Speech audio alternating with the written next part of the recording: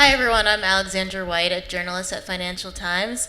And to my left we have Chris Harto, who's the Manager of Sustainability and Advocacy at Consumer Reports. And Chris has over 20 years experience performing research and analysis supporting federal and state agencies. Next, we have Liz Najman, who's the Director of Market Insights at Recurrent, an EV data and analytics company. And finally, Kevin George Miller, a principal at Bespoke Policy Solutions, where he consults for Grid Edge and advanced transport companies and the agencies that oversee them. So today we're going to discuss the end of EV tax credits. So those tax credits were started under the Bush administration in 2008 and consistently expanded under the following presidential administrations. But on September 30th, those federal tax credits for used and new EVs expired, and the end of the tax credits have spurred a rush of new EV sales in the U.S. that hit a record in the third quarter. So where does this leave the industry? Let's first start with Liz to kick us off. Hi, thank you so much.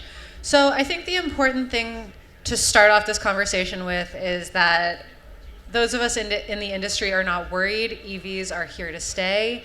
They're not going away. We've heard from plenty of dealers on the ground that even October 1st, people are still coming in to buy EVs.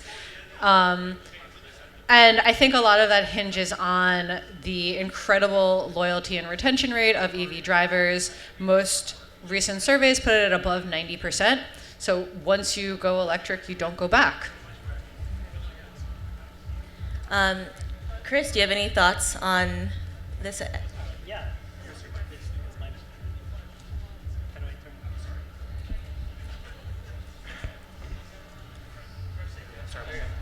Thanks.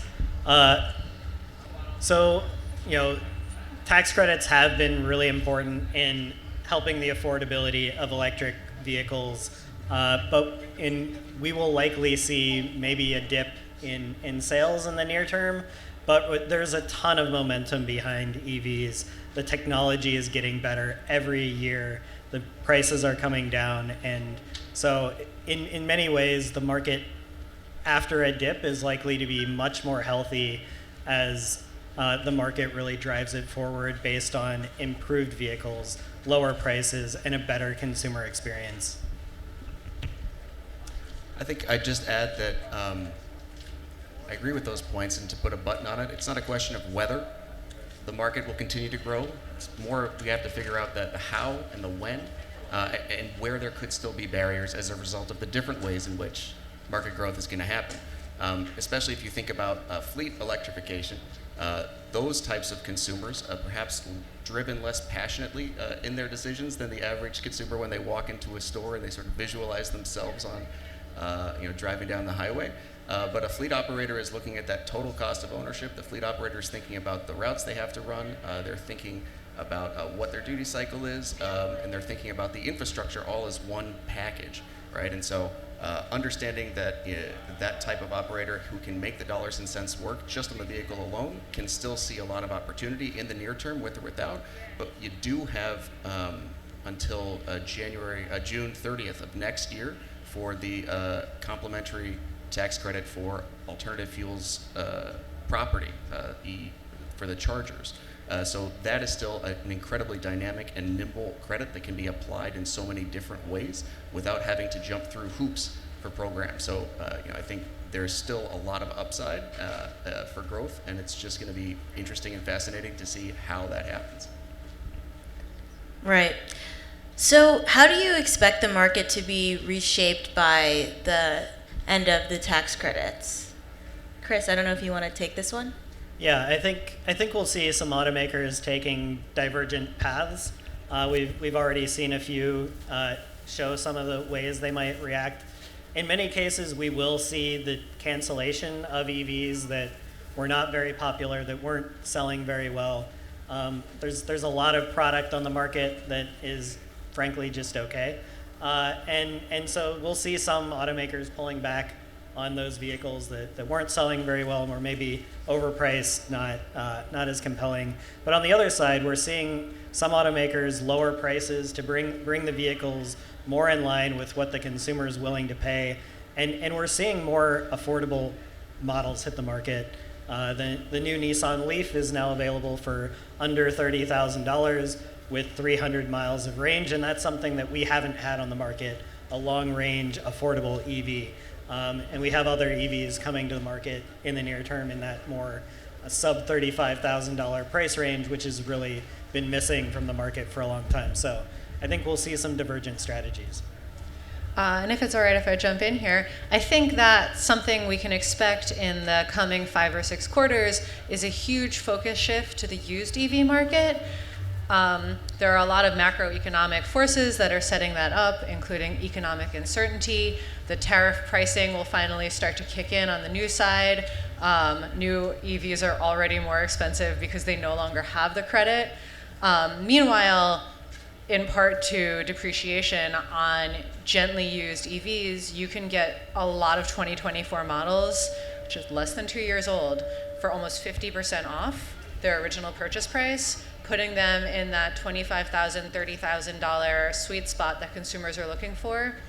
And unlike the used gas car market, which is shifting older and older, and you can kind of get less for your money, you can get a lot more bang for your buck in the used EV market, where cars still have 6 or 7 years of warranty left on the powertrain and the battery. They have modern tech, they have driver assistance, and a ton of bells and whistles. So I think for shoppers who are looking for an EV in the coming year, over 2026, there's going to be a ton of focus on gently used models in the used market. If I could just add, also thinking about this, as will be implemented in the real world, as a potential driver thinks about how they would take advantage of a tax credit. While we can look at it as it could reduce the total value or the MSRP by $7,500 for $4,000. That's not how a consumer, especially on lease, is experiencing that, right? So that lets us break down what's that missing value that was helping encourage adoption. And work backwards from that, right? So a monthly lease payment, under $100 to a couple $100, we can start to see that there's an opportunity to tap into complementary value stacks that aren't being leveraged right now. So as we think about the opportunity to use EVs as a grid asset, right? A recent white paper by a grid edge solutions company called EV Energy put the annual value to the grid of an EV, if fully realized across the value stack, everything from the distribution to transmission, generation, grid services, at over $500, almost $600 a year, right? So how do we make sure that mechanisms like that, or things like clean fuel standards or California's low carbon fuel standards, can create more value opportunity that drivers can realize or potential drivers can realize? Because that's all out there. So we want to make sure that if folks are starting to divvy up that value, that drivers and potential drivers can have access to it. And do you expect any new demographics to sort of enter the market or have a larger share with the end of the tax credits? I don't know about the end of the tax credits, but as some of these more affordable EVs hit the market, it really does bring the price point of EVs down into the affordability range for Gen Z and younger millennials who are maybe have been interested in owning an EV. And again, the used market, as the used market's developed and we're starting to have better, more fully featured EVs available in the used market, it is really starting to reach those younger generations that have shown in surveys that they were very interested in buying EVs, but maybe the premium products that a lot of automakers were putting out were outside their price range. So I'm hoping to see a lot more younger drivers. And I think the market in general is recognizing that as we go away from that top tier crossover SUV that everyone started with, we see that there's so much more to the market, right? Before my teenage son, who's currently into transit, was all about trains and efficient travel. It was all about, he was a gearhead, all about K trucks, right? So thinking about smaller trucks, we've got that coming to the market now with Slate. There's just so much more that's coming online now that already we are excited to see how that's going to be picked up and leveraged, on the consumer side or in the fleet side. So many more opportunities to come. It makes it hard to predict, but it's also we're able to tap into different parts of the market. I think finally, and this is, again, not strictly due to the end of the tax credits, but something we heard a lot from dealers on the ground over the past year when the tax credits were in the news a lot and people knew about them, is you would have people go in to buy a car and not be so underwater on their previous vehicle that the only way they could walk out with a vehicle would be to use the $4,000 used EV tax credit as down payment, as some sort of money down. And so you had a lot of people who were not coming in to buy electric cars, weren't electric vehicle intenders, walking out with new model year electric cars. And you have to figure that at least 90% of those people will go to the electric market again when they're ready to repurchase their next car.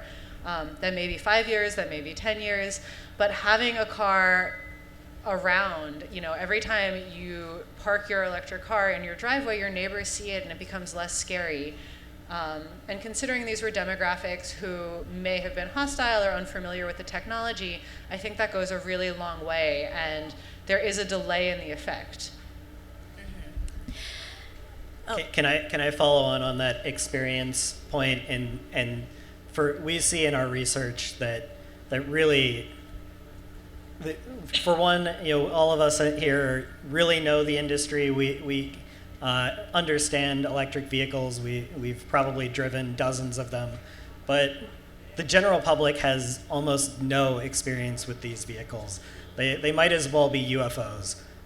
They don't understand them. They don't know how they work. They don't know how they fuel, and they're weird and strange. And the more people see them in their neighbor's driveway, the more they see them in their church parking lot, at the Walmart parking lot, the more they become normal. And that process takes a long time.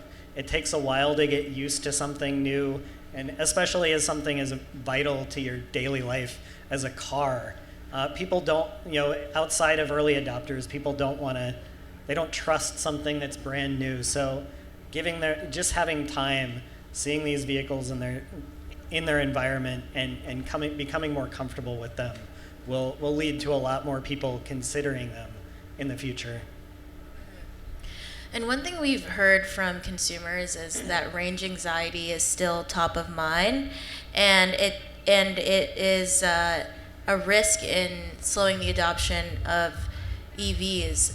What are your thoughts on that issue, and if there's still time to sort of educate more consumers about EVs and easing this range anxiety? I mean, unfortunately, most of us know that data and education is not what changes mind, but exposure is.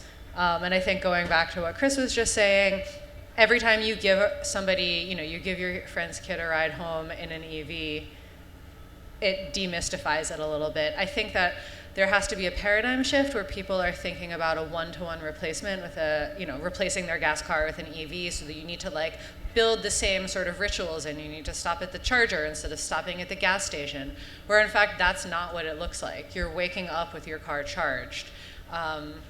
So I think it's a lot more about exposure than actually easing range anxiety. I know that there are dealerships who, when you bring your gas car in for service, they'll give you an EV loaner. And that's a great way to experience what it actually feels like to drive an EV, rather than tell people, you could tell people till your head is blue, you don't drive more than 40 miles a day, but that doesn't feel safe until you've experienced it. I've been driving an EV for 2 years, and I still occasionally get a little bit of range anxiety. It goes away with time. It lessens each time you drive it, but I was driving 200 and some miles on the highway last weekend, and I was on my way home, and I'm like, am I going to get there? I was watching my range, watching the GPS, how long I had left, it made it fine, but there was a little bit of anxiety. But also, I knew where the chargers were. I knew if my range started dropping faster than I thought, I knew, I was familiar with the drive I was making. I knew where I could stop if I had to. But so it does go away with time, but you do have to drive the vehicles, and you can't just tell somebody, don't be afraid of this. That doesn't work. You just have to do it. So you should never make policy off of anecdotal examples, but to provide an anecdotal example, 5 years ago, I took a cross-country road trip with my wife and my dog, and it was harder to find an EV to rent than it was to ever plug in, whether I was on the highway, whether it was at a hotel that we would stay at, the dog-friendly, EV-friendly hotel. They're not as hard to find as you might assume, right? So I think the lived experience, to your point, Liz, like it's definitely different. The revealed preferences of drivers once they're in there are different than the barriers that folks before, the pre-EV barriers that they perceive to be out there. So there's obviously still work to be done on building out the infrastructure and making sure that it can create value to a wide range of consumers and participants in the market, but it's an overcomable challenge because it's mostly a perception challenge. I would also add that despite a lot of the doom and the gloom in the headlines about EV adoption and EV perception, charger build-out is charging ahead. There is an increased number of public chargers being built in 2025 over 2024. There are accelerating public companies that are investing in this so that chargers are visible and public and out there. And I think that seeing chargers is another thing that mitigates the anxiety about this being like a fringe technology. Yeah, we need to get those signs on the highway that show EV charging when you're driving down the highway, so folks who don't have EVs can see, okay, if I did have one, I could charge here, I could charge there, and it just, yeah. Yeah, and I'm curious about your thoughts on hybrid vehicles. I know that has been more popular with consumers, and I'm curious if any of you sort of have any sort of expectations on where hybrids are going to fit into this, and if they could take an even bigger share of the market with the phase out of the tax credits. Yeah, I'll start with that one. For one, I don't see EVs as competitors for EVs. Hybrids are superior gas vehicles, and if you aren't ready for any EV, a hybrid is a no-brainer. Today, with the price of hybrids, they pay for themselves almost immediately for most consumers because the gas savings are greater than the increase in your payment in many cases for a hybrid. So I think hybrids hopefully will grow very rapidly, but I don't think they're going to grow mostly at an expense of EVs, but as the expense of traditional gas vehicles. I think that a place where education does have a role is the difference between a mild hybrid and a plug-in hybrid, because I think the experience driving those is different and the role that they play is different and what will happen in the next few years is different. So plug-in hybrids were previously considered clean vehicles and eligible for the federal tax credit, whereas mild hybrids, which cannot run on battery power alone, were not. I think that plug-in hybrids became increasingly popular in the past few years because you could get $7,500 off of a car and then use it just like a gas car. There is a component where we could educate drivers about the potential savings in terms of gas costs and the potential better performance of using a plug-in hybrid like an electric car for the 30 or 40 miles that you get as an all-electric. But that education will have to come before people are willing to pay the premium for a plug-in hybrid without understanding the benefits. I think it also, when it comes to plug-in hybrids, if you look at some of the data for the charging networks, now historical, some of the earlier models where there were large adoptions, relatively large adoptions of plug-in hybrids, looking at the usage patterns, how frequently drivers were plugging in, what their average session length was, how much energy was consumed, what their state of charge was at the beginning, at the end. If you look at them and their driving behavior, both gas and electric combined, the usage was largely indication that they were more likely to have gas anxiety than EV range anxiety, right? The EV side of the drivetrain was used much more heavily the last time that I had the opportunity to look under a network data hood. So I think having them out there doesn't mean that they're not going to be used or could not even serve in a grid asset capacity. So it's a yes and, not an either or. If I remember correctly, I think that it was some of the early series plug-in hybrids like the i3 and the Volt that had really high electric uptake, whereas I think some of the more modern ones, at least from anecdotally again, people are like, oh sweet, I can get $7,500 off on this car.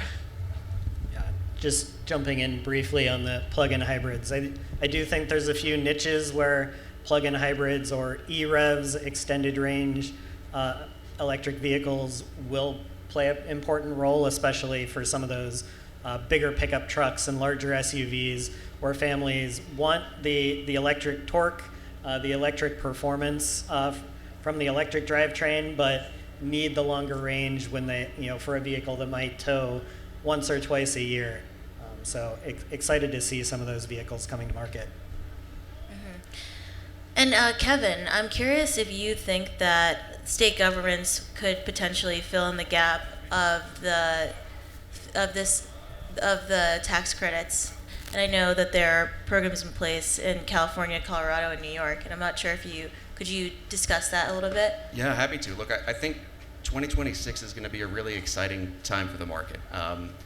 There is a lot of work going underway in state capitals around the country, preparing for what's going to be a year of good hygiene. It's going to be, how do we do some of the boring work now that we have this pivot point, as we see, like, well, which way is the market going to go? This is an opportunity to address some of the hard, boring policies, like looking at pre-wiring in new construction as you build that in. How do we make it cheaper and easier to install electric vehicle charging in long-term places where people park most of the time for pennies on the dollar?